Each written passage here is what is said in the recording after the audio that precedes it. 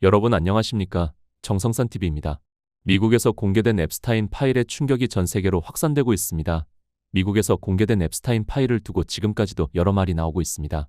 미국뿐만 아니라 유럽으로까지 파장이 이어지면서 시끌시끌한데요. 일부 국내 언론이 문건에 등장한 이름의 맥락과 법적 책임 여부를 충분히 설명하기보다는 특정 정치인을 직접적으로 연결하는 듯한 인상을 주는 보도를 반복하고 있다는 지적입니다. 지금 얼마나 후폭풍이 커지고 있는지 살펴보겠습니다. 정성산TV 좋아요, 구독, 알림은 큰 힘이 되겠습니다.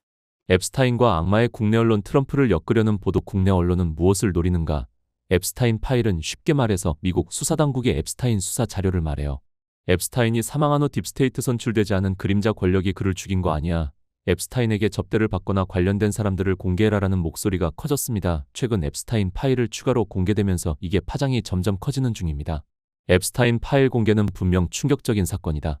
제프리 앱스타인이 구축한 권력 네트워크와 범죄 의혹은 철저히 규명되어야 한다. 최근 대부분, 특히 좌파 국내 언론은 문건에 등장하는 이름의 맥락, 등장 빈도, 실제 법적 연루 여부를 종합적으로 설명하기보다는 자극적인 제목과 암시적 문장을 통해 특정 정치인, 특히 트럼프를 사건과 직접적으로 연결하려는 인상을 주는 보도를 반복하고 있다. 문건에 이름이 있다는 것과 범죄 가담 사실이 입증됐다는 것은 전혀 다른 문제다. 이메일 인용, 과거 사교적 접촉, 단순 언급 등은 법적 책임과 동일선상에 놓일 수 없다. 그럼에도 불구하고 이러한 보도는 이러한 구분을 의도적으로 흐린다. 연루 의혹이라는 표현을 반복 노출시키며 독자의 인식을 특정 방향으로 유도하는 것이다. 이것이야말로 여론 조작의 고전적 기법이다. 사건 파일에는 민주당 관련 인사들이 대부분이다. 그러나 이러한 특정 정치 스펙트럼과 연결된 인물은 상대적으로 축소하거나 배경 설명에 묻어두고 한 인물만을 제목과 썸네일에 반복 배치하는 방식은 명백한 편집의 선택이다. 언론은 단순 전달자가 아니다. 어떤 이름을 헤드라인에 올릴지, 어떤 사진을 사용할지, 어떤 문장을 첫 문단에 배치할지에 따라 독자의 판단은 달라진다. 그렇다면 이것은 정보 전달인가, 이미지 설계인가? 반 트럼프 정서에 기대는 클릭 장사. 한국 언론이 미국 정치의 복잡한 맥락을 깊이 있게 설명하기보다는 국내 독자층의 감정적 반응을 자극할 수 있는 인물 중심 프레임을 택하는 것은 새로운 일이 아니다.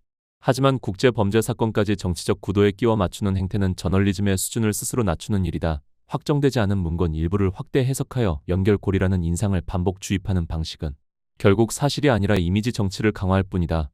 언론이 스스로 신뢰를 무너뜨릴 때 언론의 가장 강력한 자산은 신뢰다.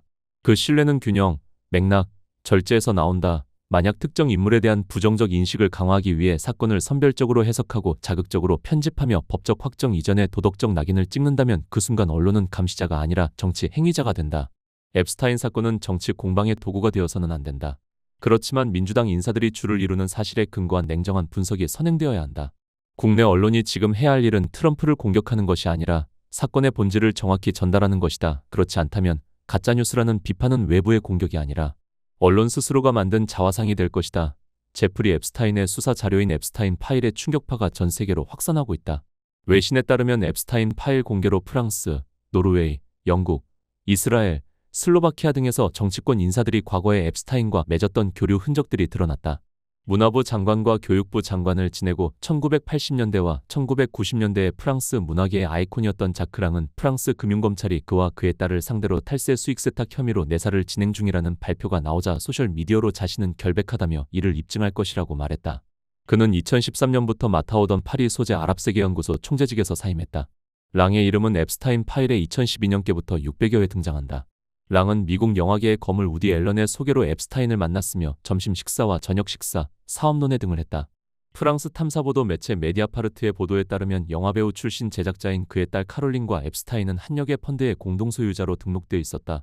랑은 이에 대해 앱스타인이 신인 예술가들을 후원하기 위해 펀드를 만들었다고 주장했다. 또 메디아파르트에 따르면 앱스타인은 숨지기 전에 만든 유언장에서 카롤린 랑 앞으로 유산 중 $500만 남겼다. 앱스타인의 영향력은 국경과 분야를 가리지 않았다. 노르웨이에서는 오슬로 협정의 주역들을 포함한 최고위급 외교관들과 왕실 인사들까지 줄줄이 수사선상에 올랐다. 노르웨이 경찰은 최근까지 요르단 이라크 주재 노르웨이 대사였던 모나 율과 그의 남편 테르의 로드 라르센에 대해 가중 부패 혐의로 수사를 개시하고 주거지 등에 대한 압수수색을 진행했다. 이들 부부는 1993년 오슬로 협정으로 이어진 이스라엘과 팔레스타인 양측의 비밀 협상에서 핵심적인 역할을 한 외교가 거물이다. 노르웨이 언론에 따르면 앱스타인은 유언장에서 이들 부부와 그 자녀들에게 $10,000,000의 재산을 남기는 등 부부와 생전 긴밀한 관계를 맺어온 것으로 드러났다. 로드 라르센은 노르웨이와 유엔 관련 기구들에서 수십 년간 외교 업무를 해왔으며 유엔과 밀접한 협력을 하는 뉴욕 소재 국제평화연구소의 총재로 2005년부터 재직하다가 앱스타인과의 관계가 드러나면서 2020년에 사임했다. 율은 경찰 수사가 시작되자 대사직에서 물러났다. 노르웨이에서는 이 밖에도 토르비엘은 야글란 전 총리, 메테마리트 왕세자빈, 현재 세계경제포럼 총재인 베르게 브랜데 전 외무장관 등도 앱스타인 파일 공개를 계기로 부패 혐의 수사를 받고 있다. 노르웨이 의회는 이들의 의혹 조사를 위해 독립위원회를 출범시켰다. 슬로바키아에서는 부총리 겸 외무부 장관을 지낸 미로슬라우 라이차크 총리 국가안보보좌관이 젊은 여성들에 관한 대화를 앱스타인과 이메일로 나눈 사실이 드러난 후 사임했다.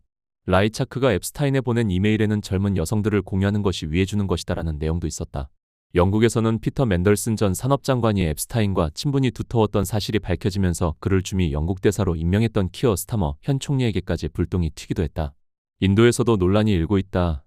앱스타인이 보낸 이메일을 보면 나렌드라 모디 인도 총리가 2017년 이스라엘을 국빈 방문했을 때 이스라엘에 대해 호의적인 입장을 표명한 데 앱스타인이 역할을 했던 것처럼 나와 있다. 이에 대해 인도 외무부는 전혀 사실무근이라고 해명했으나 야당인 국민의당은 진상규명을 요구하고 있다.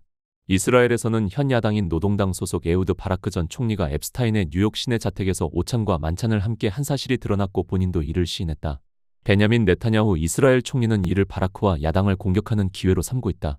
네타냐후 총리는 사회관계망 서비스를 통해 제프리 앱스타인이 에우드 바라크와 비정상적으로 가까운 관계였다는 것은 앱스타인이 이스라엘을 위해 일했다는 것을 시사하지 않는다며 오히려 정반대임을 증명한다고 주장했다. 네타냐후 총리는 바라크가 20년 전 선거 패배에 집착해서 여러 해 동안 이스라엘 민주주의를 약화하려 했다고 말했다. 앱스타인 파일이 공개되면서 성범죄 피해자들을 향한 2차 가해가 일어나고 있다는 우려가 제기됐습니다. 관련 법에 따르면 미국 법무부는 문건 등 자료를 대외적으로 공개하기 전에 모든 피해자의 이름을 삭제해야 합니다. 그러나 최근 공개된 자료에는 피해자의 실명과 주소, 심지어 신체 사진까지 노출되는 일이 발생했습니다.